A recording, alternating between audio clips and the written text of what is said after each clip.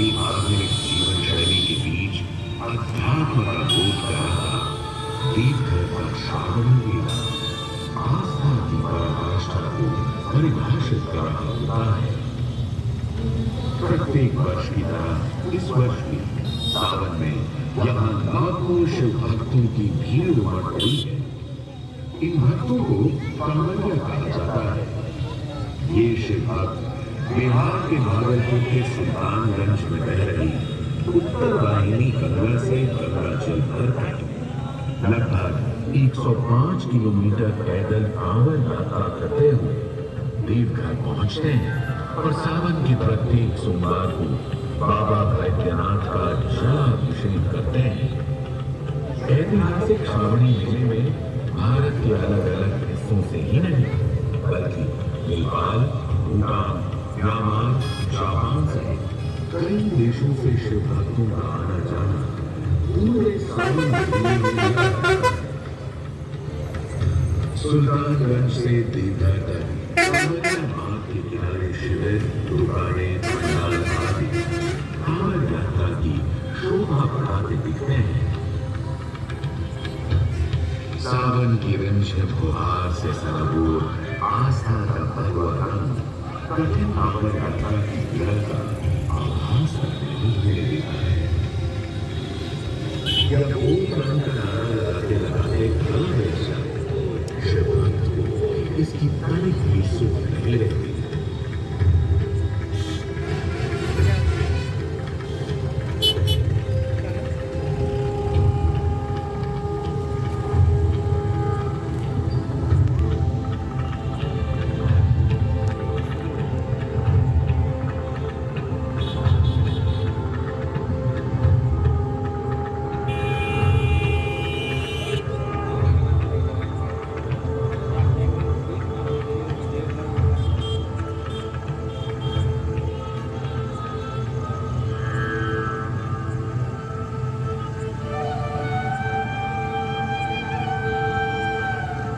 नारायण नारायण, कितना अद्भुत एवं मनोरम दृश्य है।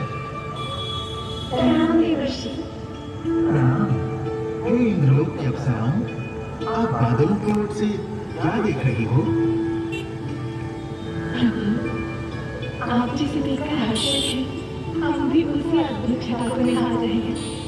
गंगा घाट से बाबा बैद्यनाथ के दरबार तक शंख, मंजीरे और घुंघरुओं के मीठे बोल सुन हम स्वर्ग से खींचे चले आए। जी करता है इन कांवड़ियों के संग हम भी नाचे, झूमे और बोल बम के नारे लगाए। वो देखो, जब महादेव स्वयं भक्तों के बीच भेष बदलकर नाच रहे हैं, तो तुम्हें किसने रोका है? अरे हाँ, अकेले महादेव ही नहीं, उनके संग जटाओं से बहती गंगा, माथे पर दमकते चंद्रदेव, गले में लिपटे वासुकी नाग, हाथों में त्रिशूल और डमरू, सभी मगन है कांवड़ियों के संग। हे मुनिवर, महादेव की जटाओं से बहती पतित पावनी माँ गंगा का क्या संबंध है? हे सुंदरी, महाराज भागीरथ ने अपने पूर्वजों को जीवन मरण के दोष से मुक्त करने के लिए गंगा को पृथ्वी पर लाने के लिए कठोर तप किया। इससे माँ गंगा प्रसन्न हुई और वो पृथ्वी पर आने को तैयार हो गई। परंतु उन्होंने भगीरथ से कहा कि उनका वेग पृथ्वी सहन नहीं कर पाएगी और वे रसातल में चली जाएंगी। ये सुनकर भागीरथ ने भोलेनाथ की आराधना की।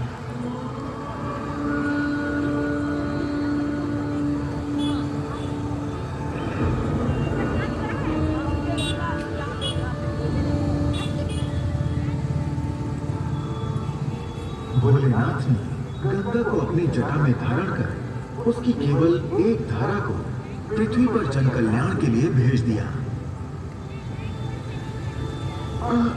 और चंद्रदेव?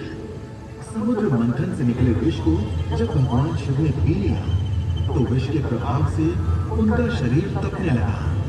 तब चंद्रमा ने महादेव के सिर पर विराज कर उन्हें शीतलता प्रदान की। और वासुकी नाग? समुद्र मंथन के लिए रस्सी का काम वासुकी नाग ने किया, जिससे प्रसन्न होकर महादेव ने वासुकी नाग को अपने गले में धारण कर लिया। ये त्रिशूल, ये डमरू और ये बांसुर। सृष्टि आरंभ से पहले भोलेनाथ के प्रकट होने के साथ ही सत्व, रज और तम गुण पैदा हुए, जो सृष्टि में सामंजस्य बनाए रखने का काम करते हैं। महादेव ने तीनों को त्रिशूल का रूप देकर अपने हाथ में थाम लिया। ठीक उसी प्रकार सृष्टि के संतुलन के लिए उन्होंने डमरू धारण किया है। शिवजी को मृत्यु का स्वामी माना गया है और शिवजी शव के जलने के बाद बची भस्म को अपने शरीर पर लेप लेते हैं। इस प्रकार शिवजी भस्म लगाकर संसार को ये संदेश देते हैं कि हमारा ये शरीर नश्वर है। मुनिवर, वो देखिए, बाबा बैद्यनाथ की नगरी में श्रावणी मेले का उत्सव।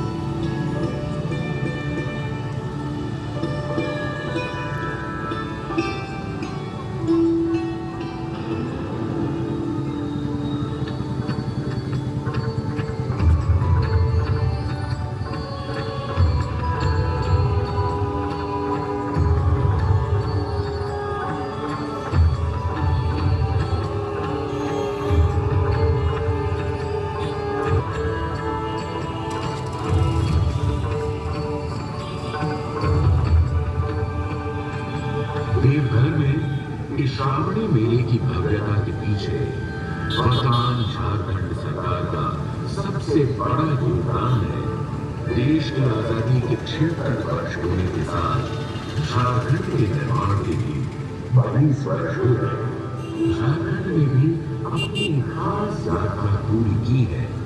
झारखंड के विकास का भी देश के विकास में अपना विशिष्ट योगदान रहा है।